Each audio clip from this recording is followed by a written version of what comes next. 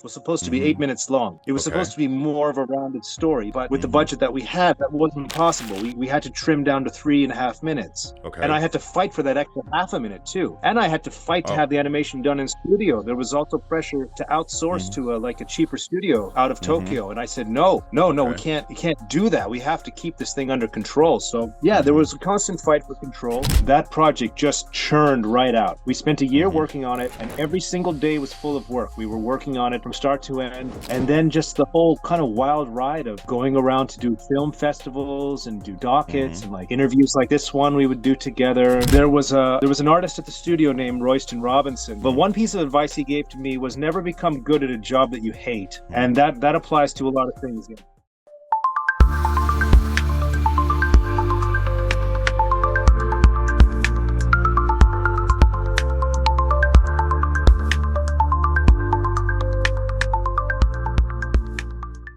Hello and welcome to Prolific Perspectives. This is Kamal Hassan, your host and founder of Prolific Animation Studio. We are all about exploring innovation, entrepreneurship, and how to be successful. Today we have an amazing guest with us, Brent Forrest. Hey Brent, how are you? Hi Kamal, I'm good. How you doing? Pretty good. Pleasure to have you with us today. Thank you. All right. So Brent, please give your brief introduction to our audience so they'll know more about you. Okay, well, I grew up I was born in Montreal, grew up in Toronto, and I've been working in animation. I was always interested in animation, even as a young kid. I was one of those kids who I knew what I wanted to do from a young age. When I was really young, when I learned what animation was, and when I learned, you know, what went into making a Disney movie, I had it like that's what I wanted to do. So out of you know the, making lots of flip books and stuff on post-it notes, and coming up through high school, when I got a chance to get into a co-op play in Canada, we say co-op. In America, you say internship. An internship placement. I said, well, they said, where you want to go? I want to go to an animation studio. I got placed at this place called Red Rover Studio in Canada, and the rest is history. I've been working animation for the past, I don't know, about 25 years. It's taken me from Canada to America to Japan, and I've been here in Japan for the last 11 years. Great. So I'm going to start with my first question here. So, from your perspective, how has the animation industry evolved since you first started? And what trends do you think will define the next decades? How it's evolved since I started. When I started, it was purely in the 2D days. Um, and like when I really first started, I was doing two things. I was making coffee, and I was shooting animation on the camera there. And like we were, I have fond memories of handling animation cells, and like at the very end of the era. So back in those days, when 2D animation was a viable thing to do, and we were, you could still hear ruffling of paper in the studios. It was a very different and I was in paradise coming up out of high school because that's just where I wanted to be. But Uh huh. industry changed around the turn of the millennium, towards the end of the 1999 and 2000s. 3D really became a big part of the landscape, and you had to have a bit of 3D.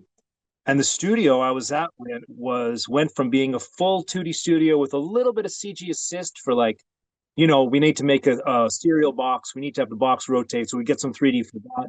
To like fully like integrating 3D until like the 3D team was bigger than the 2D team, and then it was just a full 3D studio. And the 2D team wasn't even involved anymore. And the 2D guys, they either learned 3D or they learned Flash or they learned how to collect unemployment. Um, so like everything pivoted to 2D. There's always 2D here and there, but it was no longer the bread and butter. So like CG became the big thing, Hmm. and And the trend is coming back into the industry again. Like people are applying the line art or comic book textures on 3D stuff and animation here. What are your thoughts on that?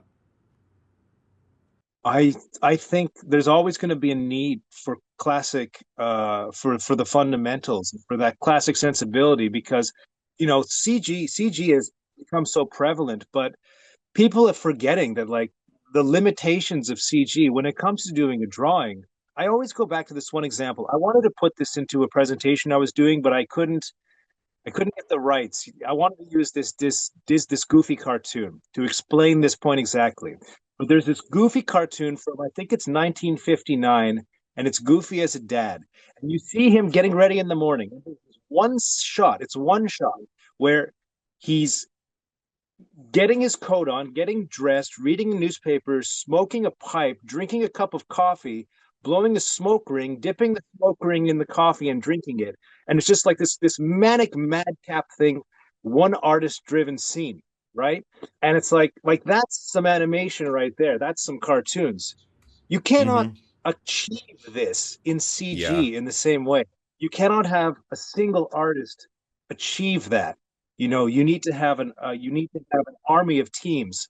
And it's so there's a lot of stuff that's not achievable in CG. And I think people are kind of craving, the sort of like robustness, the freedom, the expression. I'm not saying like some CG is very expressive and some CG is very, dynamic and robust. You look at the stuff that the A-listers are doing, and you can't deny it's awesome. But I'm a big fundamentals guy, and to me, there's nothing like the kind of stuff that was being done pencil on paper. There is nothing that comes close to the people who were skilled in that way. That doesn't compare to modern CG. The greatest CG animator and the greatest 2D animator, different Mm-hmm. arenas. Okay, so you have been involved into some standout projects. What's one story or challenge from your career that you feel really shaped you as a creator?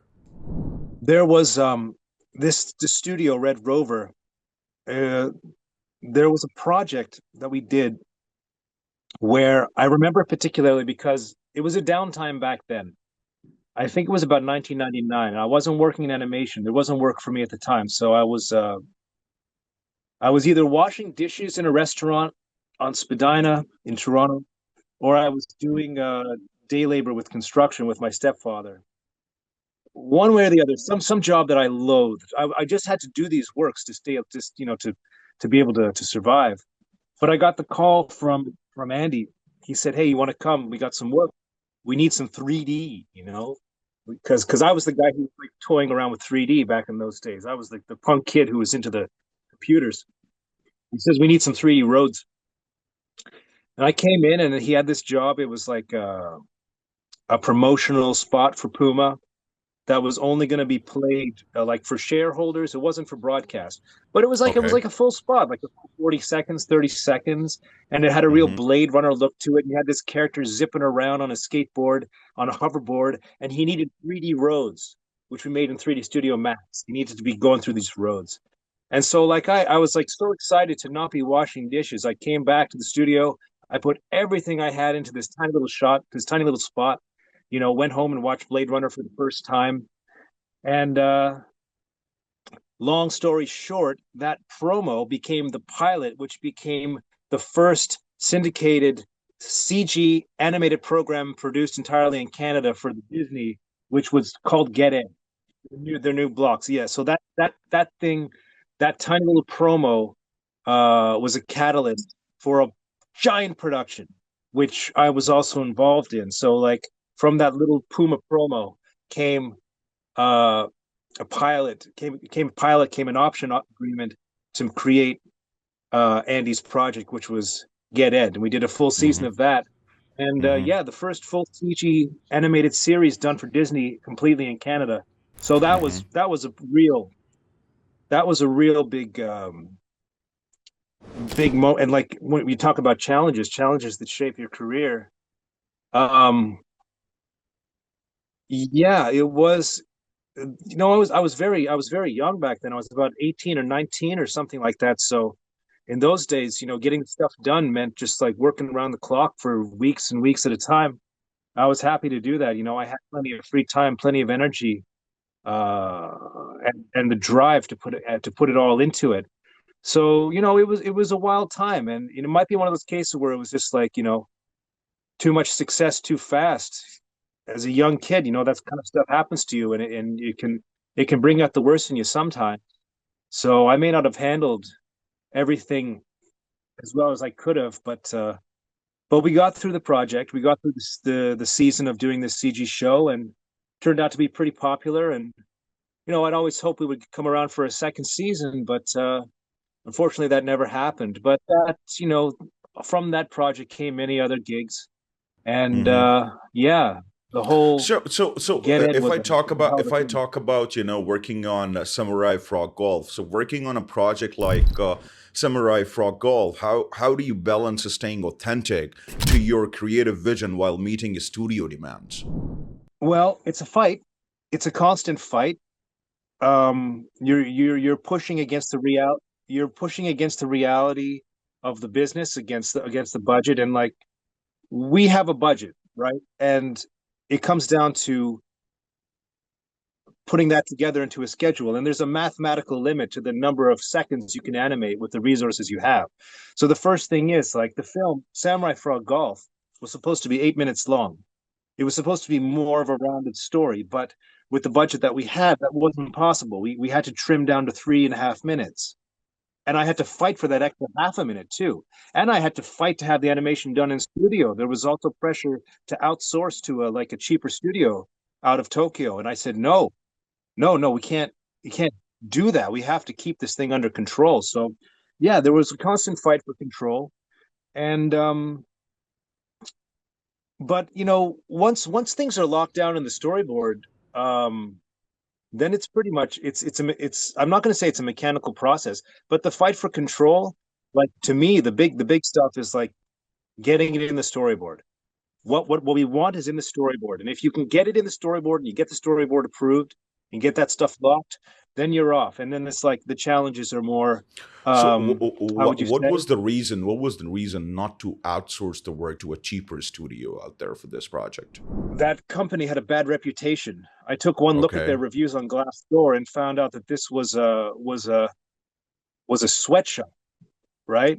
And these guys were not known for quality. They were known for mistreating their workers and being cheap.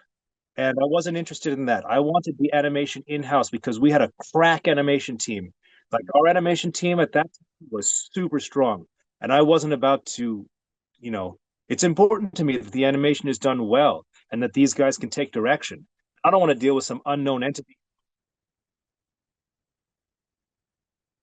I don't know if I'm supposed to reveal that kind of stuff, but it was substantial. Like it wasn't chump. It cost what it costed to have 30 people working for 4 months. I don't know if I can get into the.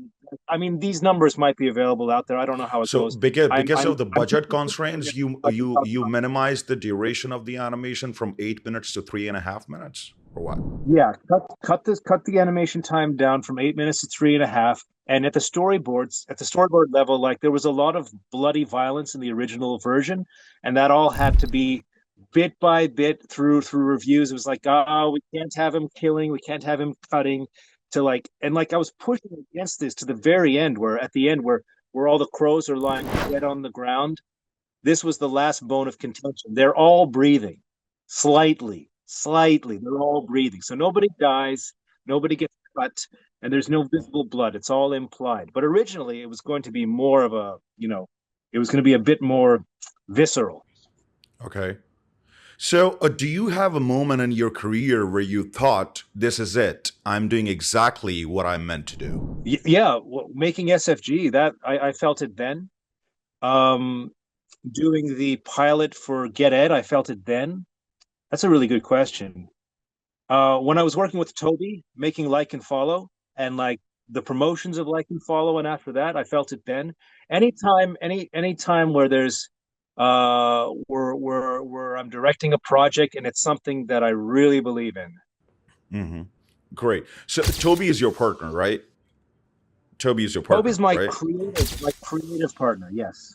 Okay, creative part. So, if I talk about creativity and creative process and philosophy, so your work often feels like a perfect blend of technical precision and artistic storytelling. How do you approach merging these two worlds? My one of my mentors back at Rover, Jens Pindel, he's the son of legendary animator Kai Pindel. He he told me that he's always really good at picking things out about people. Like he could always point out the foibles of everybody. And he told me I always wanted to be a cartoonist like him, but my drawing skill is nowhere near as strong as anybody at that studio. So I was always kind of a pretender. That's why I kind of moved over into CG. But he told me you're a technical guy. You're an idea guy and you're a technical guy. And that's true. I am a technical guy. I like technology a lot, but I really just have this desire to put it to work for the betterment of art, for like, I want to blend these things together. I want to make use of technology in a way Mm-hmm. that can tell a story or create an image or paint a picture in a Mm-hmm. way that takes you Mm-hmm. by surprise in a way you haven't Okay. seen before. I'm always trying to find a way to do things that haven't been done before. I'm very interested in what hasn't been done before. And every So, time as that you I, just every mentioned that you like technology, so have you implemented AI into your pipeline to make your studio or your people lives easier? again, I'm not sure how much I'm allowed to talk about what Mars is doing with AI at the moment. It very recently has become uh, quite things have gotten quite noisy with AI. Personally, for me, um, I've been playing around with image generators for a while, thinking of ways I can use it. The thing is, I cannot find a problem that I need to solve that I need AI for. The problems that we face at the studio don't require AI to solve. The problems that we have at the studio require common sense. So AI at the moment, yeah, AI at the moment, there might be some neat applications. Like I was listening to some of those Sony guys at the last SIGGRAPH talking about how they were using image prediction to help them with some of the generated line work that they were having, like specifically the line work of the Spider Verse stuff. I was like, yeah, yeah, it's not glamorous, it's not, it's not in your face, but that's a Mm-hmm. neat use of it. I'm Mm-hmm. I'm tasked at the moment with finding a problem to solve with AI. And the thing is, I don't want to create problems to fit the solution. You know what I mean? Like, so yeah, so no, AI is definitely Well, the reason I was asking, AI might help to, optimize the timelines because we belong to a same world, right? The main problem that we face is the timeline in all the projects and most of the projects. So do you think AI will help us to optimize the timeline and get the work real quick? again, if I look at a project schedule and I see where time is being sunk and where money is being sunk and where the budget is being drained unnecessarily, those offenders and those time wasters and those bottlenecks are not, they don't require AI to solve.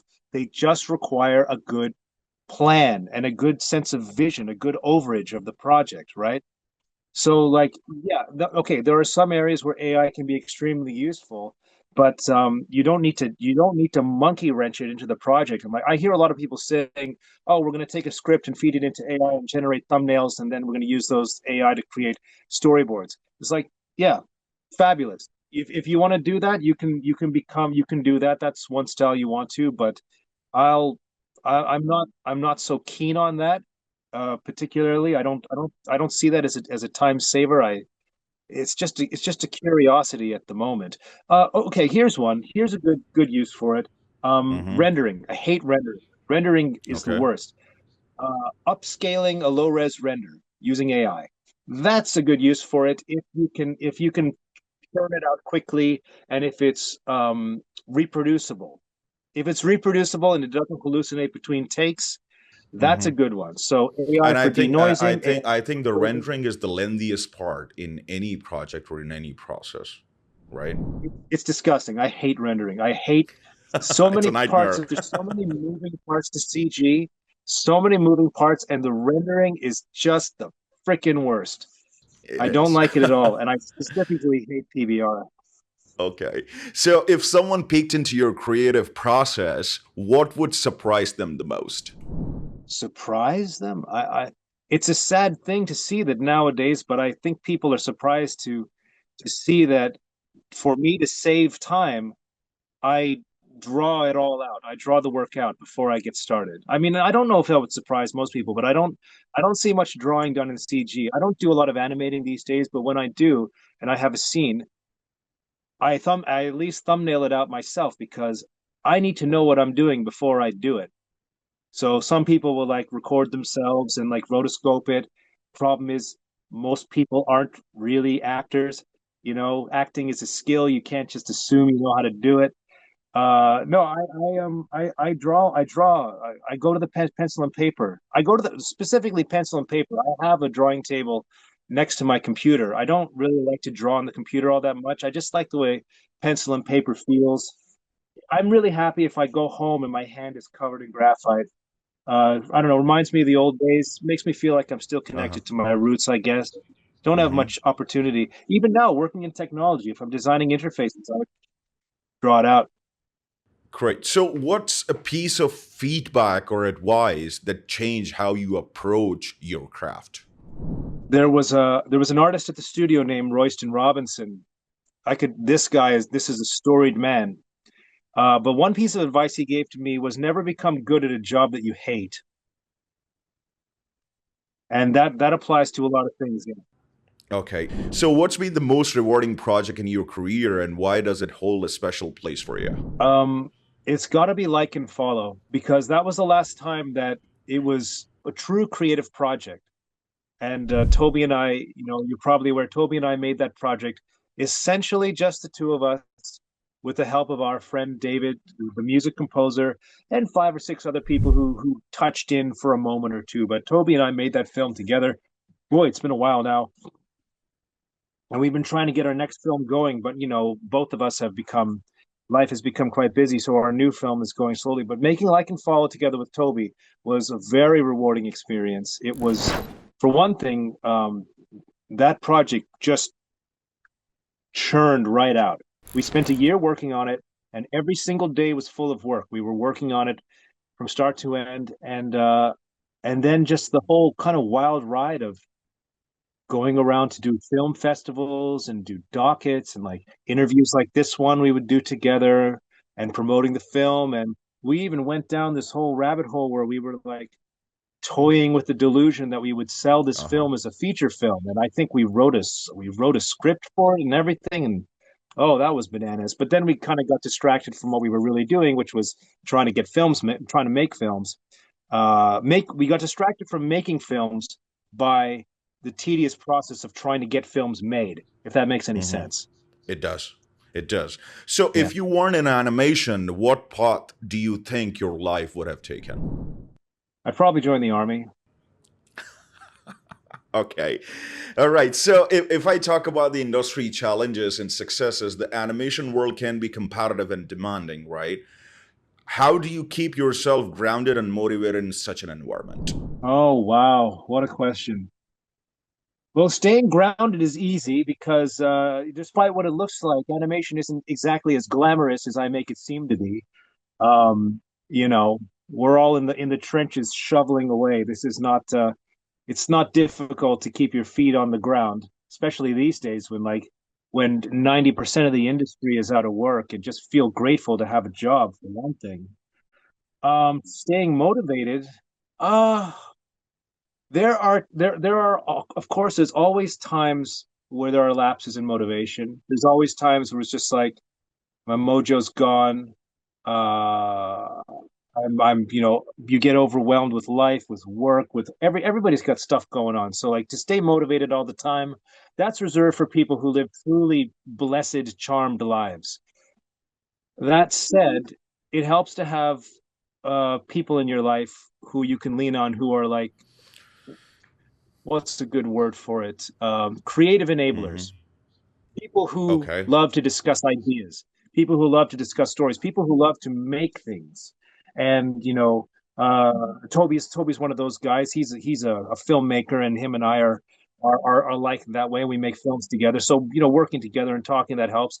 And there are other people who are like I would say like excellent producers who are tuned in and keyed to the other half of the business of of facilitating the art. You know, you can't just like make art in a bubble. You need people to make budgets happen, make deals happen. So producers who are very keyed in sit down and talking with people like that. So having people in your life helps keep motivated.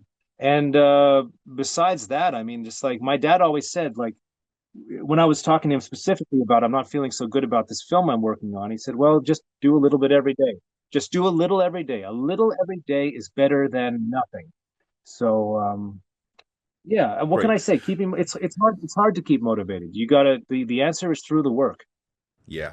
So, what's an industry myth or misconception you love to debunk for aspiring animators? There's one that's come up a lot recently, and that's that Japan is a sweatshop land where animators can't get a break. I used to spend some time on Reddit before I was banned for the 10th time. But I would talk to people, animators, and they would say like, "Oh, we're out of work. It's bad news. It's a bad time." And I would say like, "Well, come to Tokyo." And everybody's like, "Oh, you idiot! You know how they treat their animators in Tokyo?" It's like, well, I kind of do know. Yeah, I have some idea. So it's a big misconception that animation in Tokyo is a very black industry, black in the way that like a Hmm. blacklist. We say black studios here, you know, for places that are not good. And yeah, there are a few So, companies to, so, that so the treat their Tokyo, since we were you were just mentioned that 90% of the studios for people that don't have the job and the industry is suffering, and here in LA, yeah. a lot of problems are going on. People they don't have to work, they don't have the work, and they're not getting paid enough to get take themselves on board for any job. Is that the same in Tokyo in Japan? No, we Okay. I've watched the West Coast and I've watched Toronto fall apart over the last 5 years. Those we've been shielded from that in Tokyo. The Tokyo anime economy is kind of a bubble. And while we are affected, while we are, the whole entertainment industry goes as Hollywood goes, but Tokyo has its own sort of self-sustaining industry here. So no, there were not mass layoffs. There were not, you didn't see that kind of thing. There's been a bit of strife, a bit of trouble, but no, the friends that I've had 10 years ago are all still working. They're going around here and there. Some people are having trouble finding work, but it's nowhere near as bad as it is in Toronto or Vancouver or LA. The horror stories I've been hearing. No, it's been all right. Um, so getting back to your question, like a myth that Tokyo is a horrible place for animation. No, I think it's an oasis for animation. And yes, the pay scale is lower, Okay. but the cost of living is lower and the quality of life is higher. So you got to take a lot of Is things it into is it account. is If it really? Because I heard that Tokyo is one of the most expensive places to live in, like its life standards, and it's if very you expensive. live in central Tokyo, if you live in central Tokyo, right by the station, yeah, it can be very expensive. But like, do you want to? Must you live in downtown LA? Must you live in Laguna Beach? You want to be an animator and you want to live in the most expensive part of town. You got to pick one or the other. So very few people get to have it both ways. Tokyo can be very expensive to live. It can also be very reasonable. You have to live within your means. So no, I don't see that at all. Yeah, you got to get used to a different kind of lifestyle, but overall, the quality of life is quite high. And a lot of the things that make up a good, happy, healthy, prosperous life, which go outside of the number of zeros at the end of your pay stub, yeah, it's. I'm a big advocate. I never wanted to come to Japan in the first place. I didn't come here because I was some sort of like Japanophile. Before I came here, I didn't know the difference between Japan and China. I was ignorant, but I came here and it kind of grew on me over the last decade. Okay, so coming back to my coming to my last question here, what legacy do you hope your work leaves for the next generation of animators and storytellers? I never thought about legacy. I don't think I'm old enough to think about that yet. Uh, I'll tell you one thing though. When I do, I release when I have these little tools, these little experiments, animation tools that I like to make and release once in a while. I'm always very gratified to see other people making use of the tools that I've put out. if I see other animators who are using things that I've put out there, um, you know, effects assets or people who are interested in the work that I've done and they're putting it to use themselves. I find that very gratifying. Legacy, I don't know. I don't think I've done anything legacy worthy at the moment. I hope to one day do something that can be considered like that. But for the moment, I just feel very grateful to be in the industry that I always wanted to be in, and that I'm still working, and I'm surrounded by enthusiastic people, and that I can Hmm. take care of my family and spend a little time with my friends is good enough for me. Great. So, thank you so much for joining us, Brent, today. And thank you for tuning into another episode of Prolific Perspectives. We hope you enjoyed our insightful conversation with Brent Forrest. Don't forget to like, comment, and subscribe. Until next time.